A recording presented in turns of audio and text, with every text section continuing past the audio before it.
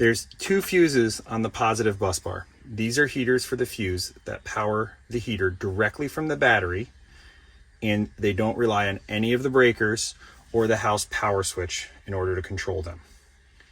If you need to check these fuses, you can pop the cap off and then check whether the fuse is blown.